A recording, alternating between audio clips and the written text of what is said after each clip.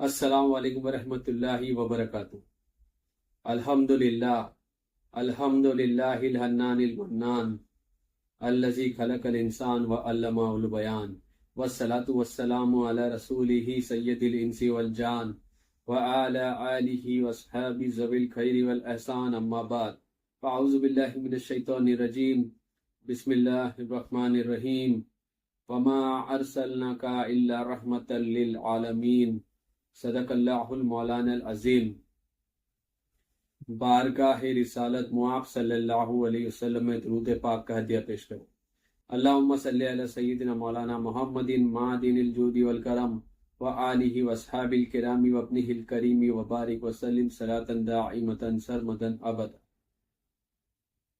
آج ہم ہمارے آقا کی ولادت سے 1000 سال پرانا بہت ہی اچھا واقعہ سنانے والے ہیں۔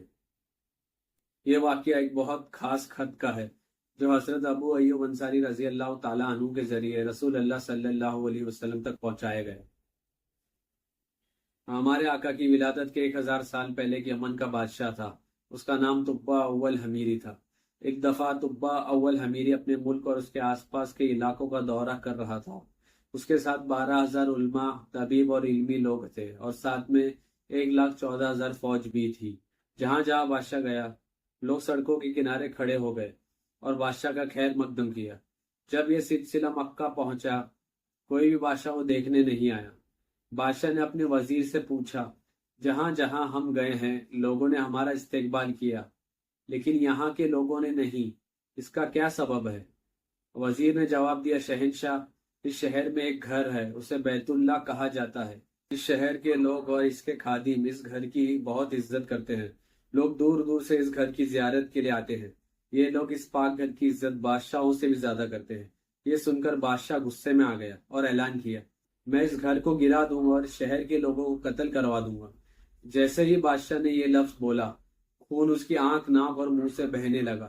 خون اتنا بدبودار تھا کہ اس کے ساتھیوں نے اس سے دوری بنا لی، اور کوئی بھی اس کی مدد یا علاج نہیں کر سکتا تھا۔ اس کے قافلے میں ایک طبیب بھی تھا جو ایک پرہیزگار عالم بھی تھا۔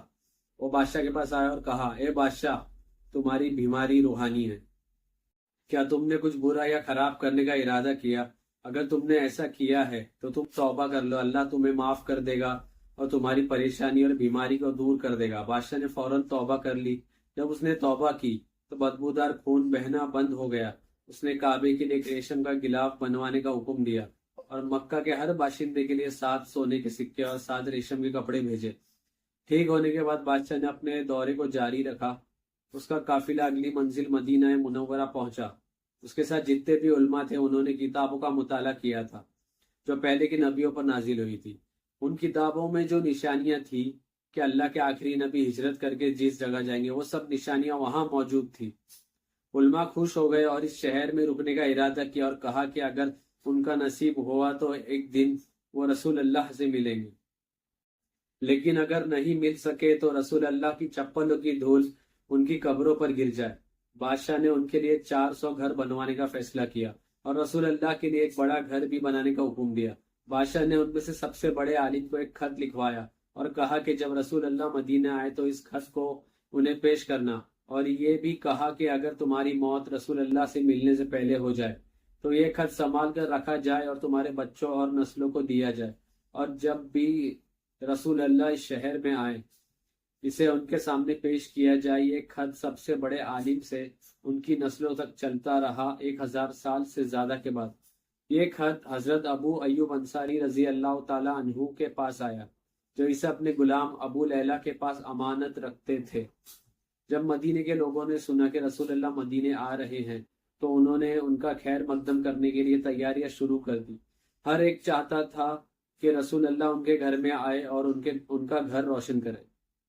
ہمارے آقا محمد رسول اللہ صلی اللہ علیہ وسلم نے فرمایا، میری اونٹنی جس گھر کے پاس بیٹھے گی میں اس گھر میں قیام کروں گا۔ رسول اللہ صلی اللہ علیہ وسلم نے لوگوں سے کہا کہ ان کی اونٹنی کو اپنی راہ پر چلنے دیا جائے، کیونکہ وہ اللہ کے حکم سے چلتی ہے۔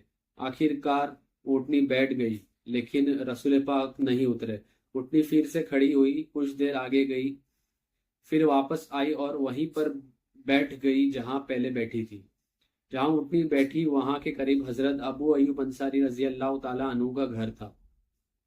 حضرت ابو ایوب انصاری رضی اللہ تعالیٰ عنہ فوراً رسول پاک کے کجاوے کو اونٹنی سے اتار کر اپنے گھر لے گئے۔ یہ وہی گھر تھا جو یمن کے بادشاہ طبا اول حمیری نے 1000 سال پہلے رسول کریم صلی اللہ تعالیٰ علیہ وسلم کے لیے بنوایا تھا۔ رسول اللہ اور مدینے کے لوگ اس گھر کے پاس آئے۔ ابو لیلہ سے کہا گیا کہ وہ خط لے آئے۔ رسول اللہ ابو لیلہ کو دیکھ کر فرماتے ہیں، کیا تم ابو لیلہ ہو؟ ابو لیلہ حیران ہو گئے کیونکہ رسول پاک نے ان کا نام لیا۔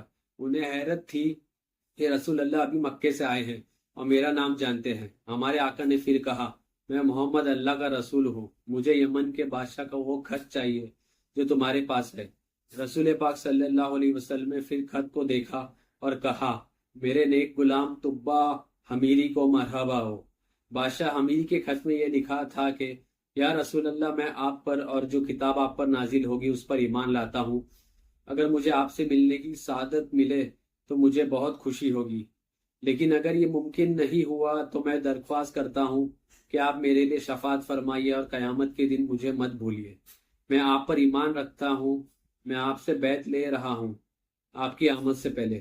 میں قسم کھاتا ہوں کہ صرف ایک اللہ ہے اور محمد صلی اللہ علیہ وسلم اس کے سچے نبی ہیں۔